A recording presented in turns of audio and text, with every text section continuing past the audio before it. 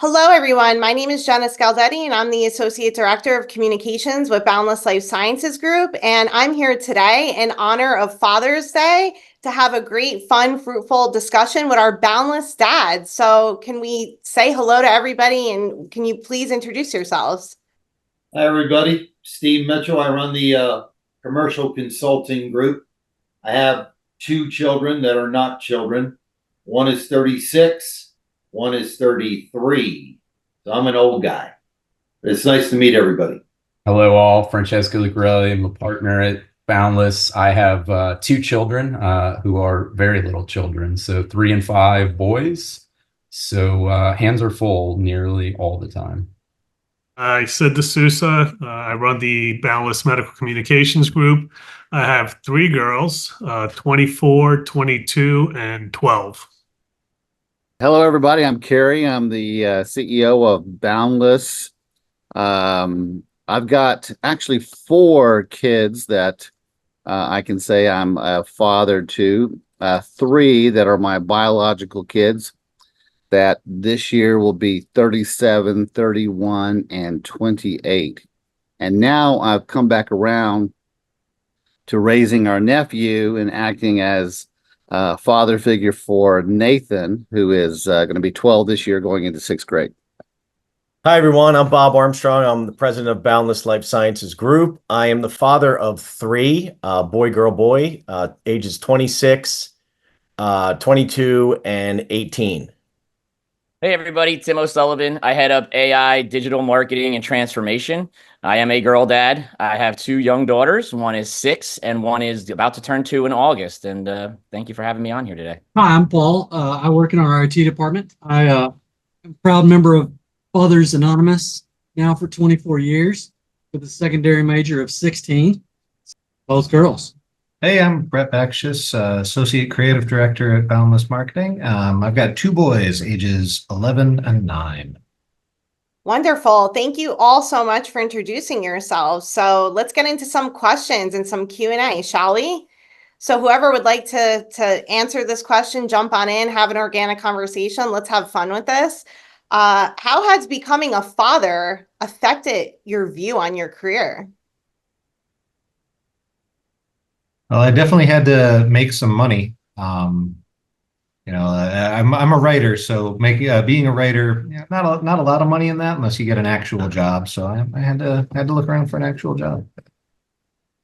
Yeah, and then also I think the largest impact has been just around the work-life balance and trying to find a good balance where you're not putting too much time or effort into your career to the point where it's negatively affecting your children. So it's definitely a unique thing that you have to kind of work through. That's different from previously.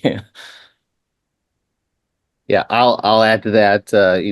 I became a father when I was 23, so I can't remember when I wasn't a dad, it feels like. So my work and my family life have always blended in, but we've tried to make those priorities so that if there was the work that went above and beyond, sometimes that went late into the night after kids went to bed or early in the morning before the kids woke up. So you just kind of figure it out.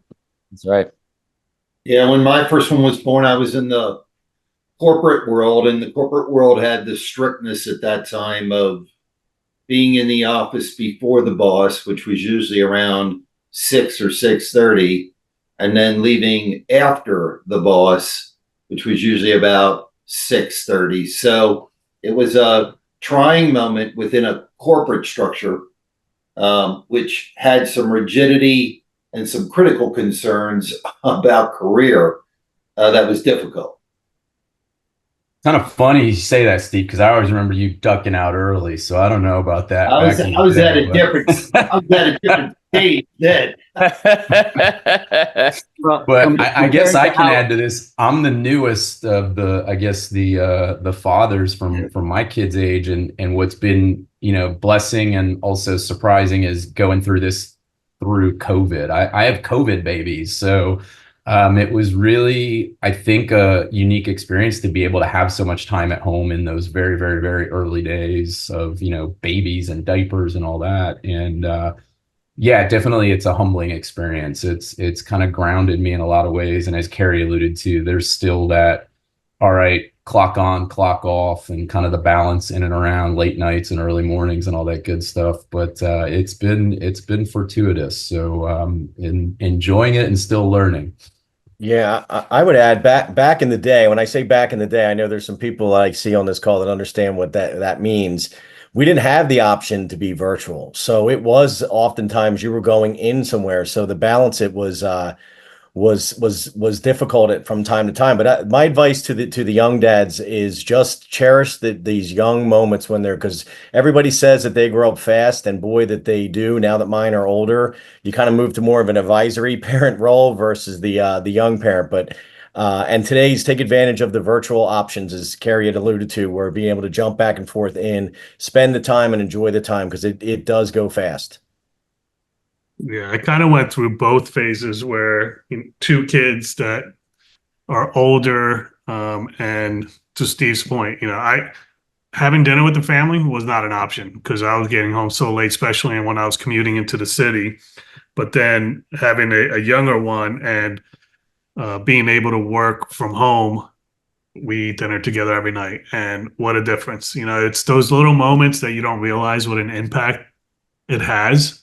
But I see how just having conversation over dinner, like how much you learn about your kids or what happened that day, which I didn't have with my older kids. They're probably thankful that, they didn't have to talk to me, but yeah.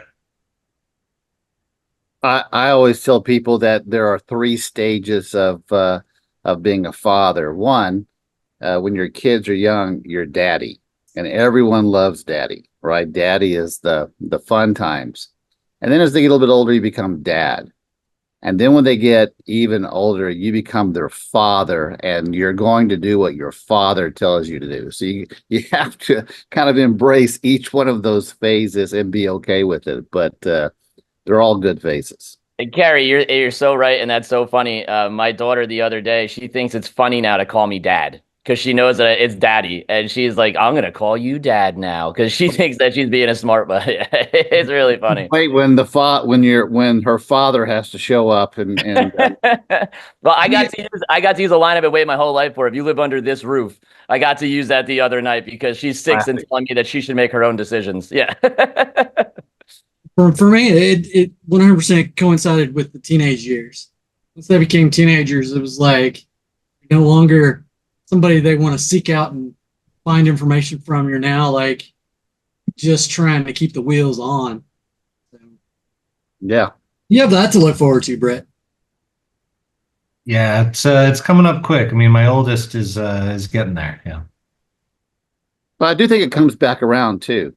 After they get out of the house, they go off to college, they start lives, they start careers, then they really lean into the things that you taught them, the values that you set for them, and those things that really were grounding principles do come back, and a whole new relationship is formed.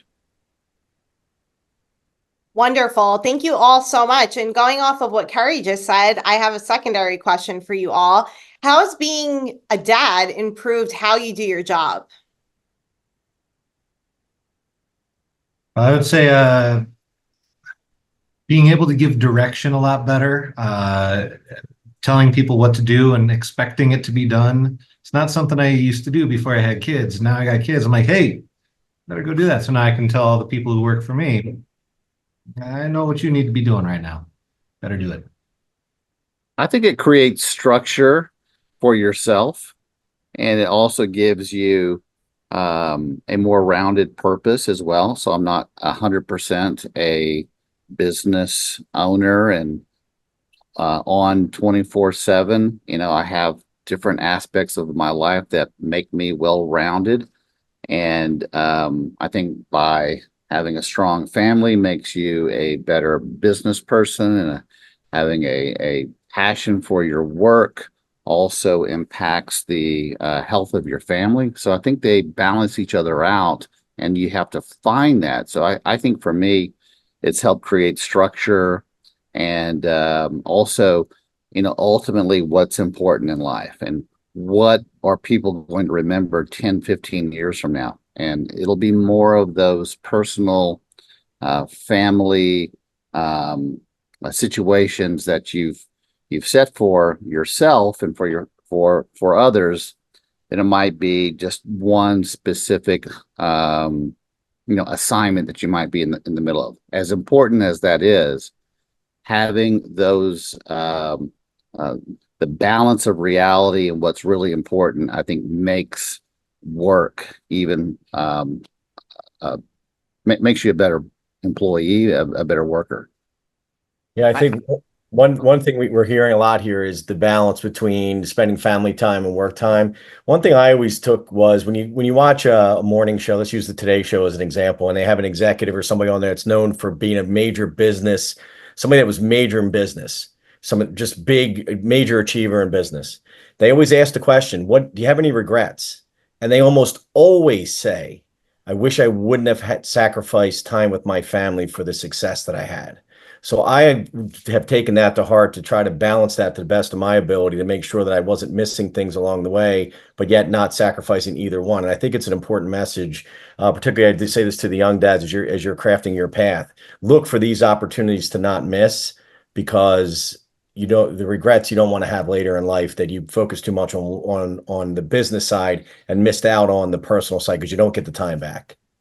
I appreciate hearing that from you guys, because that's something definitely that's a struggle, but also to your question, Jenna, I think it's a reality of what's made me, I believe, better in what I do is kind of a constellation of what everybody just said.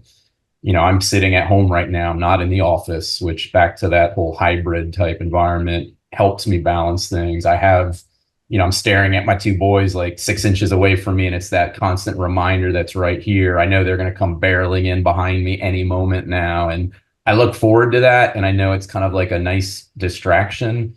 But it's also, to the point Carrie raised earlier, it kind of rounds me out because there's a purpose I'm driven by, not only just providing for them, but trying to set a good example for them, work ethic, responsibility, all those good things, even though they're young. I mean, that's kind of how I was raised. And on the flip side of that, whether this audience may agree with this or not, it has definitely made me more patient on the work front. And I know that's not something that I'm intuitively or instinctively known for. But I have at times. It's made me realize, all right, this is one of those moments where clarity and patience are overwhelming. And I think on the professional side of the fence, it's helped me on that side for certain. No comments, anybody on this call?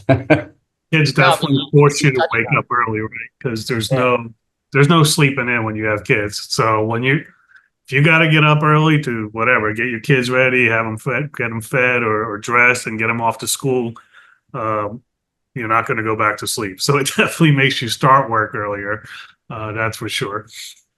Yeah, I think you hit on something, though, that's really important, Francesco, and that's really just around the patience, right? I find myself a much more patient person after being a father, because, you do have to have an incredible amount of patience with young children, and they will test your limits and they will test your boundaries just like junior employees and staff will. So it's literally helped me become a more well-rounded person, for that matter.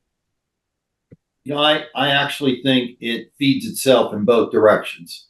So, the kids bring an element of the humanity to a very aggressive corporate environment where I used to work.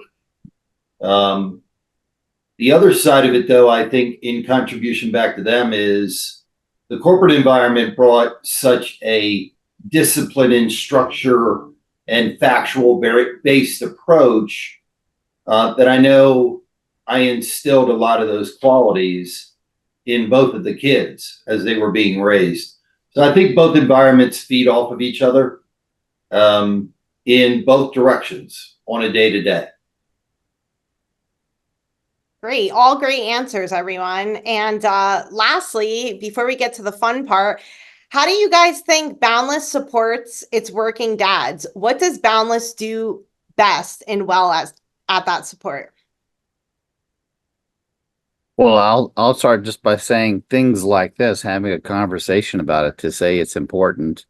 When we rebranded the company and named it Boundless, the whole heart and soul of the word boundless is meant to not let the tethers of our past or the ceilings that keep us from being our best. We want those things to be eliminated. So the hybrid work environment, of course, those kinds of things, we encourage people to have that quality time. We do the inspiration fund so that people's lives and their families can be impacted. But by just sheer putting this out there as something that's important so that dads and families can live a boundless life, I think is the heart and soul of what we do across all staff. And I have to say, it was probably one of the most attractive things about, getting to join this team and be part of this company and this growth and really, following the leadership of Francesco and Kerry. And, right from the gate, Kerry, when I first met you, right, you emphasize how important family is. And we always take care of family first. And, we're like a family here at work, and then we have our home family. And really, anytime that there's anything that is important, in terms of like an event, or if there's something urgent or a medical issue or anything like that, it's really incredible to know that the people that you work with and the people that are your leaders have your back and will support you and know that they're there to make sure that you can take care of what you need to. And that, there's no words to express how far that goes for anybody that works here, and especially for me. Yeah, I think I'd echo that because I hear from a lot of the people on my team even that they really appreciate how protective we are here about people's personal time and home life, and it's not something that I've experienced at the other agencies that I've worked at. It's really pretty special. It is. I'll just add to that. It's hard for me to evaluate it at a partner sort of leadership level. It's inspiring for me to hear it from people like Tim and Brett, who are also hearing it from their peers that we're providing that. And I believe it's that mentality of, the team, right? And it's really about, you got to pick each other up. There's going to be opportunities where, as we've all just said momentarily ago, right? Family is a priority, and we all understand that we get pulled into different things, whether it be graduations or events or, God unwilling, when there's those hospitalizations and things like that, where people are understanding and here to say, all right, well, who's going to pick you up? And there's not this unrealistic expectation on folks that will, reprioritize yourself ahead of that. So that to me is encouraging, and it is a sort of a familial feel, to pick up on what you said, Brett. I'm just going to say, just on a personal note, having been working with Francesco for about 8 years, and to hear him talking about coaching flag football on the weekends with his boys, to see him become well-rounded like that, and he gets a kick out of it. He loves to be part of that, and that's a new part of his life. And I've seen how that's impacted him as a person too. So that's kind of neat to watch. Francesco, what's that playbook look like on that team? Like, you guys right now, there's a lot of run right and run left. A lot of dives and blasts. Yeah.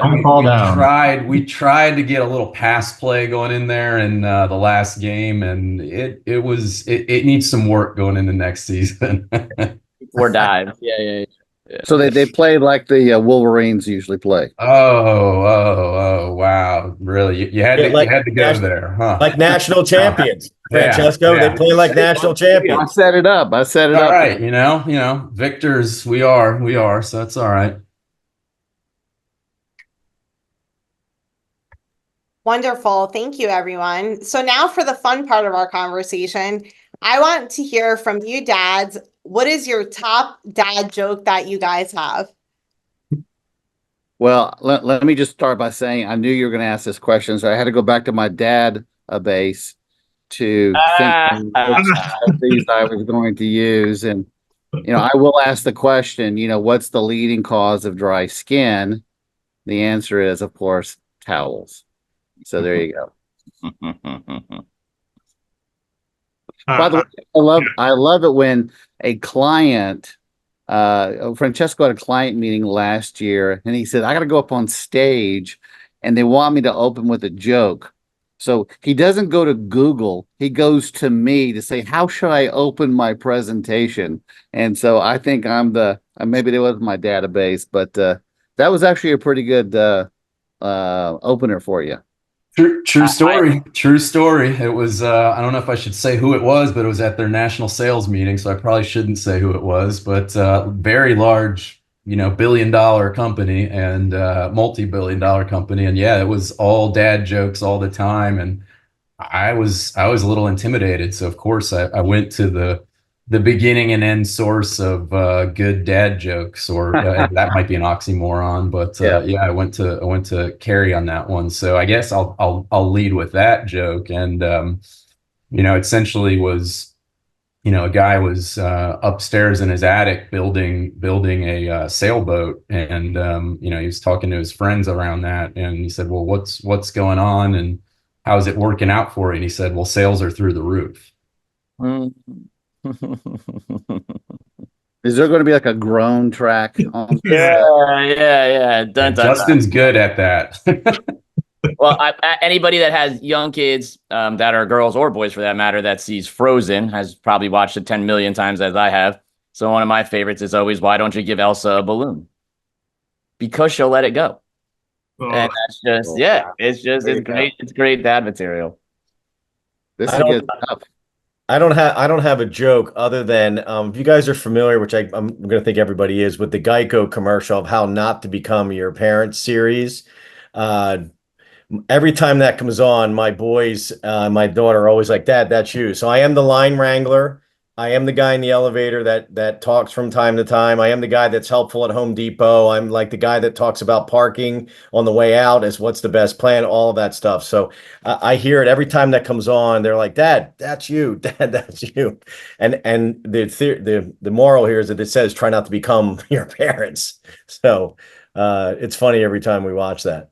I usually have a pretty good repertoire. My kids love it. They always ask me to tell dad jokes. So it's like, what do you call fake spaghetti? You call it an impasta. Why don't skeletons fight? They don't have the guts. Like, there's just so many of them. It's like, yeah. Wow. I've always been a fan of. Would you use any of those on stage, Francesco? I feel like we need a freestyle between Carrie and Tim here. Yeah. This could go on for days. Oh, yeah. I've always been a fan of what do you call cheese that's not yours? Nacho cheese. Yeah. So I just learned one today, knowing this was coming up, and it was, if April showers bring May flowers, what do May flowers bring? Pilgrims. Yeah, I just heard that today, so I was like, "Wow, You're a new dad. I mean, come on." Good. How do you organize a space party? You plan it. Come on. Oh my gosh! All right, somebody put Tim on mute. Yeah. I want to hear Steve Mitchell do a dad joke. It's going to have something to do about it. I don't have a dad joke, but I'll give you the philosophy that my Sicilian father gave me to live by, and I gave my kids the same thing to live by. And it's a simple one. Be careful who you look up to. Don't look down on anyone. And it's an interesting one because in the corporate world where I came from, it becomes an element of a challenging dynamic, even for people that are multiple levels up above, because again, it's be careful who you look up to. So it's all about intellectual property. It has nothing to do with title dynamics associated with people. So I've instilled that general thought process in both of my kids. They're now getting in trouble just like I did at the corporate side, but they certainly stand on their own. And I think the thing that I'm most proud of is they can talk to anyone under any circumstance in any environment. And that's really what it should be all about. No, that's great, Steve. I appreciate that. That's absolutely true. Now, our kids are watching, right? They're watching. All the time. As I say, constantly. Yeah. Well, thank you, Boundless Dads, for such a wonderful, fruitful conversation that we took the time today to chat and get to know each other and life and family and work-life balance, all that good stuff. I hope you all have a wonderful Father's Day. Thank you for joining me here today, and take care.